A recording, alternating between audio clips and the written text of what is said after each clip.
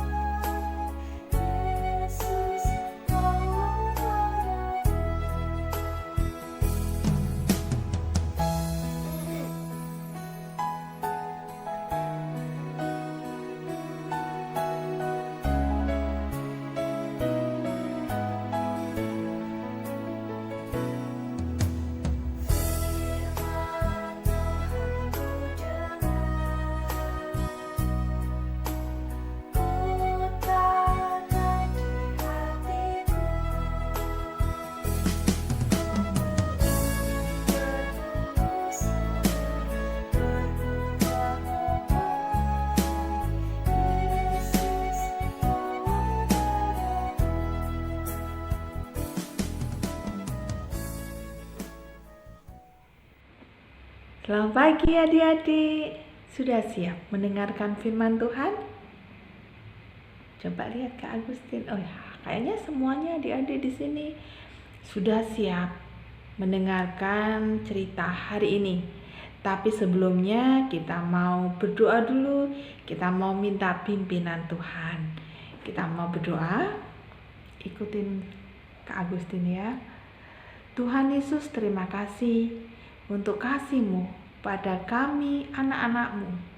Kalaupun Tuhan pada hari Minggu ini kami boleh kembali Tuhan mendengarkan akan firman-Mu, biarlah kasih setia-Mu saja yang menolong kami, supaya kami semuanya bisa mengerti akan cerita firman Tuhan hari ini.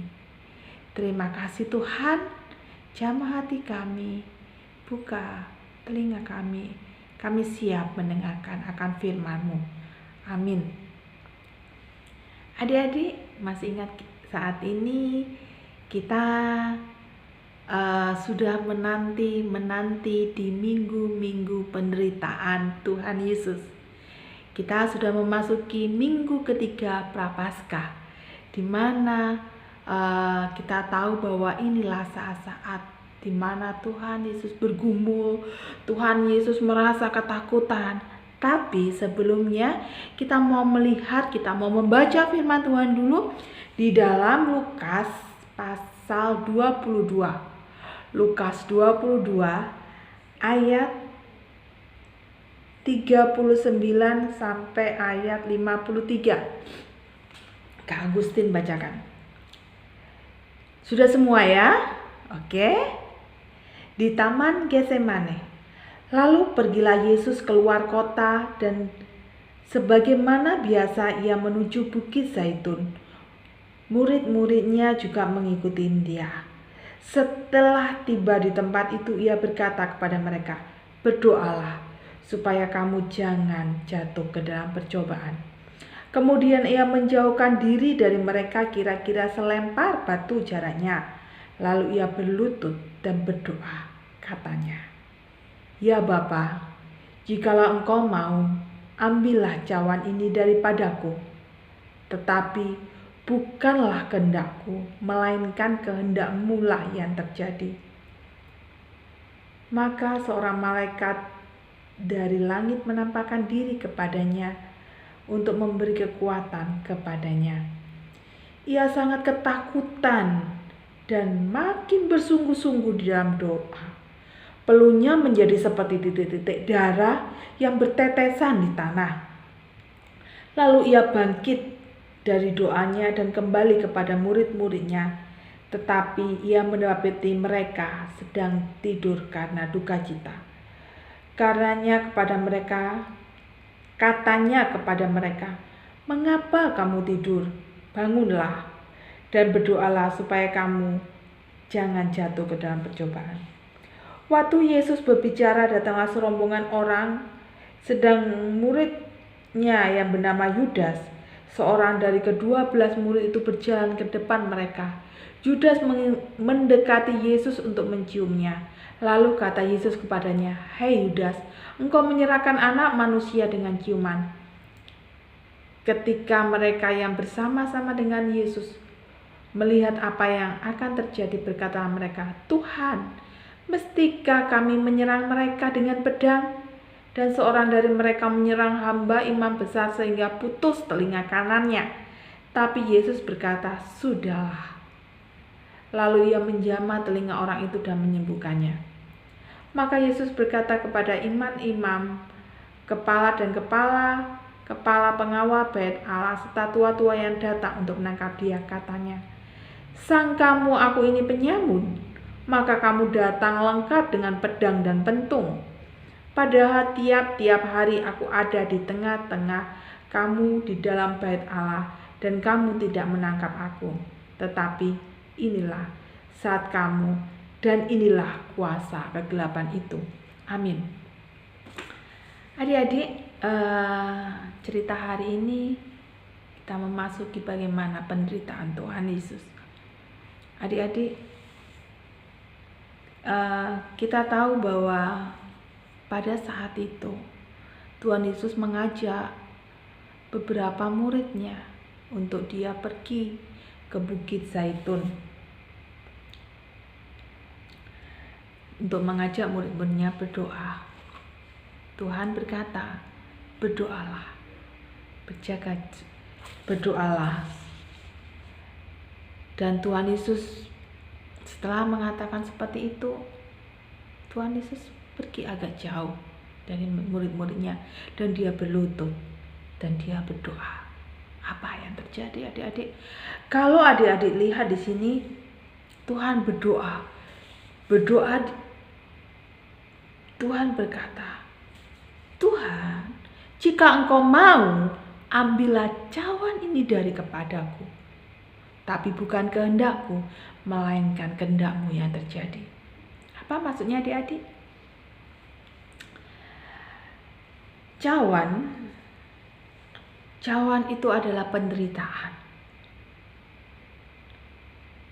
Kenapa Tuhan Yesus berdoa? Karena Tuhan Yesus tahu waktunya sudah dekat. Waktunya sudah dekat, dia harus menanggung. Dia harus dia tahu dia akan diserahkan. Dia takut sehingga dia berdoa. Dia berkata sama Bapa, Tuhan, jikalau Engkau mau, ambillah cawan ini. Cawan itu adalah penderitaan. Cawan itu bentuknya seperti apa sih? Cawan pada zaman purba adalah seperti mangkok. Terbuat dari tembikar untuk minum. Nah, dalam kiasan, dalam firman Tuhan, Alkitab, cawan mengandung arti kiasan, yakni terhisap beroleh berkat atau malapetaka yang diganjarkan. Jadi orang yang meminum itu, orang yang diberi cawan itu, dia akan beroleh berkat atau malapetaka yang diganjarkan kepada orang atau bangsa itu. Misalnya adik-adik ya, ini Kak Agustin kasih cawan. Cawan ini bisa berisi berkat dan bisa juga malapetaka terhadap bangsa itu. Atau bisa juga pemilihan atau penentuan. Nah, siapa yang dikasih cawan? Dia dikasih misi, dikasih ini cawan, kamu lakukan seperti ini. Cawan yang Tuhan Yesus minum adalah cawan penderitaan. Bukan cawan berkat, tapi cawan penderitaan. Di mana Tuhan Yesus mengembangkan misi untuk menyelamatkan manusia. Adik-adik, kenapa Tuhan Yesus begitu ketakutan? Adik-adik, Kak Agustin mau bertanya sama adik-adik. Kalau adik-adik masa kecil adik-adik diisi dengan bisa bermain sama-sama teman-teman, bisa bermain dengan orang tua, senang, tidak memikirkan apapun.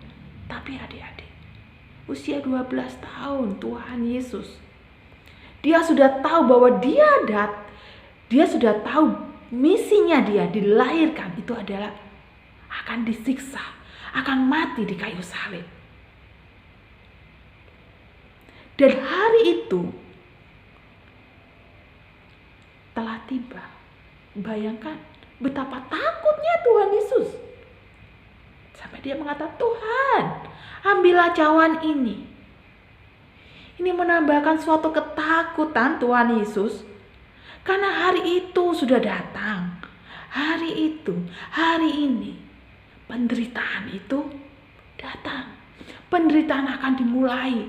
Dia akan dihukum, dia akan dicambuk, dia akan disiksa, dan dia akan mati di kayu salib.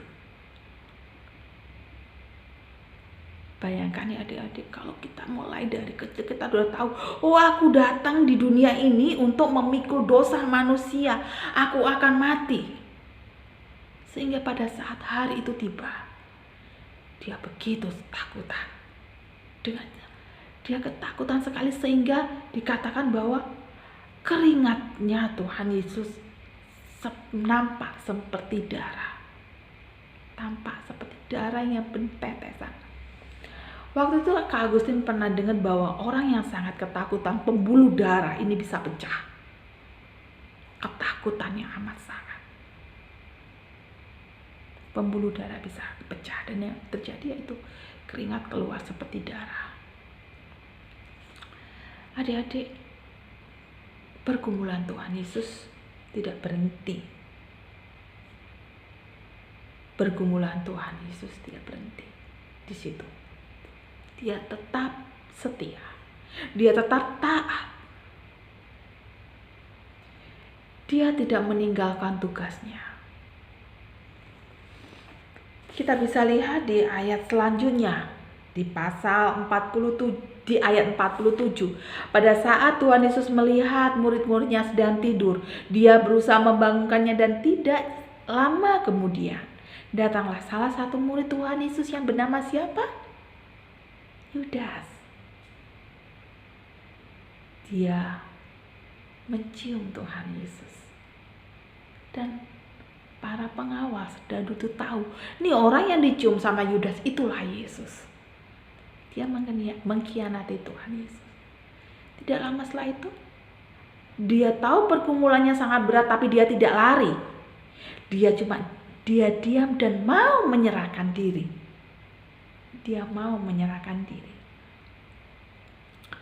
Bukan berarti Tuhan Yesus tidak punya kuasa ya adik-adik. Kak, Tuhan kan Tuhan. Tuhan kan bisa nyuruh malaikatnya untuk turun. Benar. Tuhan bisa menyuruh malaikatnya untuk turun dan menghadik itu semua, para serdadunya. Tapi Tuhan tidak melakukan itu. Tuhan punya kuasa supaya para muridnya membunuh semuanya, disingkirkan itu para serdadu. Bisa. Tuhan punya kuasa karena Tuhan adalah Tuhan. Tapi dia tidak memilih itu semua adik-adik. Dia mau setia. Dia mau taat atas perintah itu. Dia tahu Tuhan Yesus datang ke dunia ini. Dia ambil cawan itu, dia minum cawan itu. Dia tahu misinya dia datang ke dunia adalah menyelamatkan hidup Kak Agustin, hidup adik-adik, hidup semuanya yang percaya pada Tuhan. Adik-adik, disinilah kita melihat Tuhan begitu taat, dia begitu setia, dia menyerahkan hidupnya pada Allah Bapa.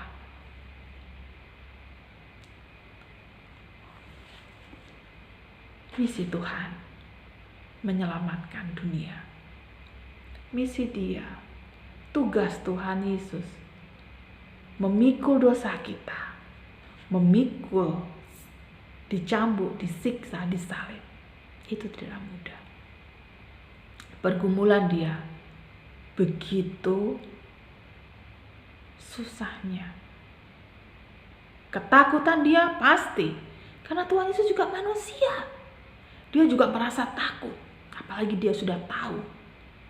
Nah, adik-adik, bagaimana dengan saat ini, dengan kita semua? Apa kita mau setia seperti Tuhan Yesus setia? Apa kita mau taat? Biarlah firman Tuhan hari ini kita mau belajar dari Tuhan Yesus, di mana dia dengan misinya, dengan ketakutannya, tapi dia mau taat. Dia memilih untuk tunduk di hadapan Allah Bapa. Dia memilih untuk setia. Karena dia taat dan setia, manusia terselamatkan. Saat ini kita belajar untuk setia, belajar untuk taat. Bukan hanya terhadap orang tua, bukan hanya terhadap guru, bukan hanya terhadap Tuhan, terhadap hal yang dianggap benar. Kita mau taat. Kita mau taat mengerjakan tugas-tugas kita walaupun kita sekolahnya masih online. Kita mau setia belajar walaupun jam-jamnya sudah tidak seperti waktu kita masuk sekolah. Nah, adik-adik, biarlah firman Tuhan hari ini mengajak kita untuk terus belajar untuk taat, terus belajar untuk setia. Dan biarlah firman Tuhan hari ini membuat kita lebih dan lebih mencintai Tuhan. Lebih dan lebih melihat bahwa Tuhan Yesus begitu baik.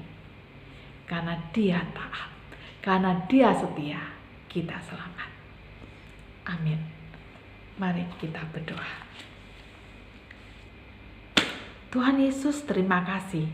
Terima kasih untuk cerita hari ini. Terima kasih Tuhan. Terlebih untuk anak-Mu satu-satunya yang telah setia. Tuhan Yesus yang telah setia mengorbankan jiwanya untuk menebus dosa manusia. Ajar kami Tuhan untuk taat dan setia, sama seperti Engkau Tuhan Yesus. Terima kasih Tuhan Yesus. Kami serahkan ibadah hari ini selanjutnya hanya ke dalam tangan-Mu.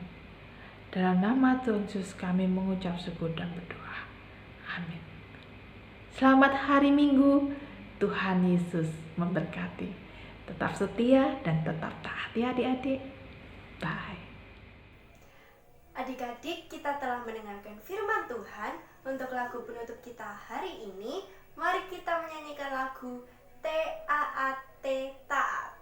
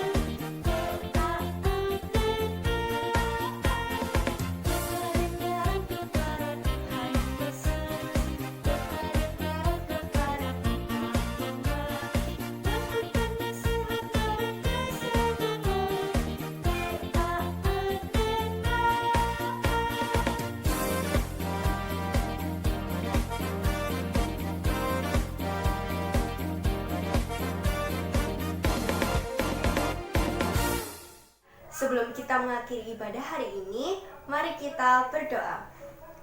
Tuhan Yesus, terima kasih Tuhan, Kau telah memberkati kami, memberkati ibadah kami ini Tuhan, sehingga kami dapat menjalani ibadah ini dengan baik Tuhan. Tuhan, dan juga biarlah kami bisa menjadi taat Tuhan seperti-Mu di kehidupan kami sehari-hari. Tuhan, kami juga berdoa untuk bangsa dan negara kami Tuhan, pulihkanlah supaya kami semua Tuhan dapat kembali lagi memuji nama-Mu, mendengarkan firman-Mu Tuhan bersama-sama di Gereja GKI Sepanjang. Terima kasih Tuhan Yesus, di dalam nama-Mu saja kami berdoa dan mengucap syukur. Haleluya, amin. Sampai jumpa minggu depan. Tuhan Yesus memberkati.